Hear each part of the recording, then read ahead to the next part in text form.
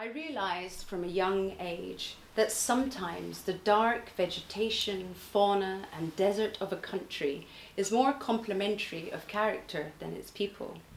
I feel at home everywhere, as my homeland is internal. But in Algeria, my father's birthplace, I was a nocturne-soaked vagabond with the same inquisition as a safari explorer. I wanted to witness the mysterious world that my cousins and aunties told me about as we shopped at the market, cooked over the stove, or slept side by side on sheepskins on the floor. In the modern Maghreb corners, we tread amongst family. They told me stories, and I believed them. Ancient lore, tales of Berber women, the nobility, speed, deadliness of the tribes before us. We were taught to worship our ancestors.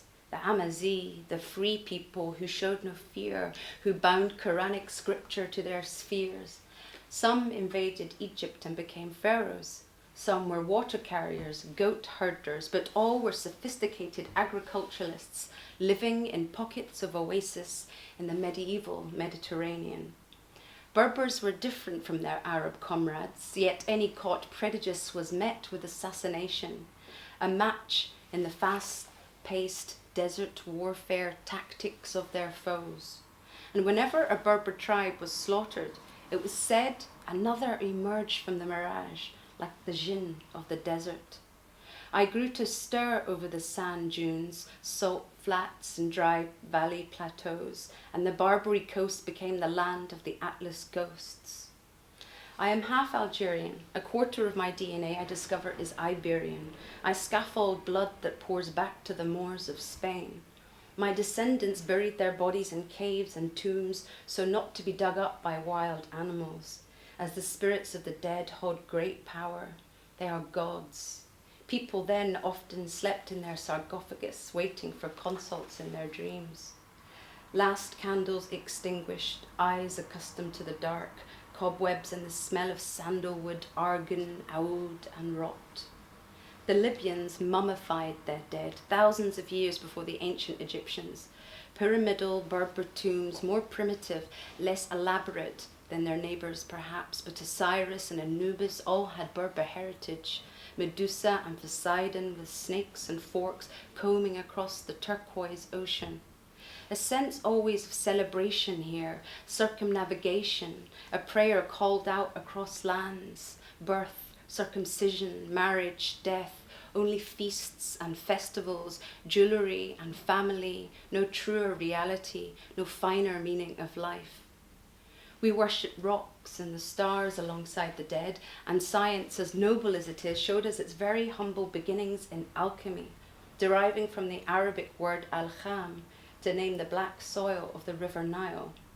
I am born of Hermetic tradition, prone to uncover the alphabet in hieroglyphs, to track medicine from mud and read the planets as chariots across the racetrack constellation.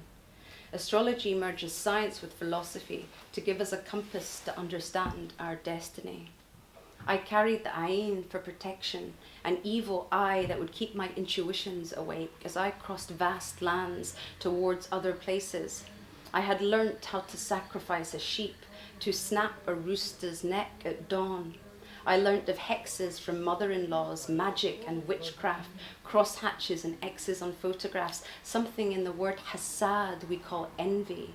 I learnt how to illuminate it, how to fight it, the oracular, the oracle, the curses, the abscess in the mouth, the cloves pressed in necklaces for fertility, our ceremonial henna, how to beautify the body, more protective than decorative, these forces of nature, light and dark, good and evil, pre-Islamic, ancient, pagan rituals. The things we do to warn away omens, the beast in the hall, the drum in the belly, the shadow in the hammam baths, where I heard about La Rusa al-Kubur, the bride of the graveyard, always in the labour of finding her next victim, a seductress in manner, but beyond the veil, a face full of worms, of eye sockets mantled with fire. This jinn lore, death and ghosts had always fascinated me, away from Scotland's hauntings. There was less gore, more mystery dips into the psyche, the skilled shapeshifters, supernatural agents intervening in the lives of humans, ecstatic dreams, miracles, and superstition. All these women suckling and cackling together, and on an off day we would call each other Majnouna, yet in solidarity we supported one another through the changes, the possessions, the practices of blood and steam bath, potion and prayer, remedies in old recipes, ingredients found in plant gardens behind bead curtains, the tooth, knuckle, claw and shrill of it spat into palms.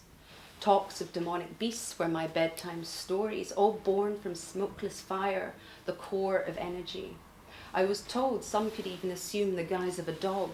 I was bitten once by a black hound, always out roaming the streets. My aunt said a surah as she dressed my wound, brushed me with fig leaves and vines. I carried the power of the Berber women who sang verses they weaved carpets, recited centuries-old poetry. Even if they were illiterate, they memorized ancient text, keeping the mother tongue alive. North Africa was the land of female conquerors and queens, of the goddesses of the goddess, the priestess of the temples, the muses, the seers, the Amazon fighters, the witches healing the physical and mental illnesses, and men were milked like babies in the cradle of this civilization.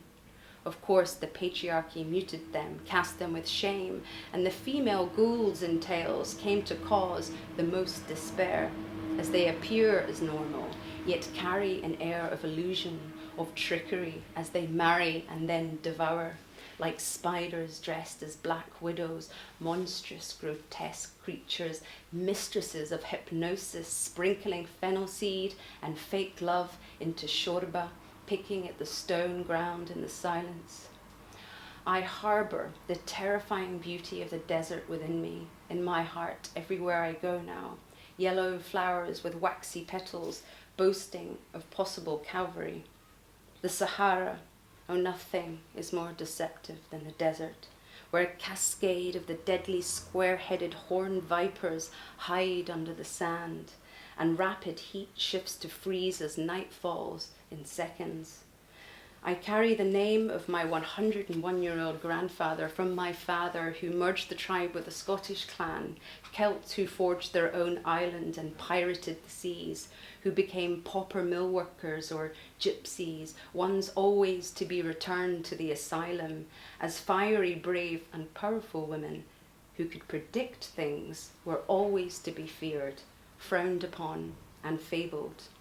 Ayashi, the highest Atlas mountain in Morocco, home to the nomadic tribe tents and the bearded vulture, magnetically drawn to a Bara McNeil, to procreate ancient traumas and pass down gifts in genes and cells and spirit selves, which are now smored and soldered into my marrow like gold.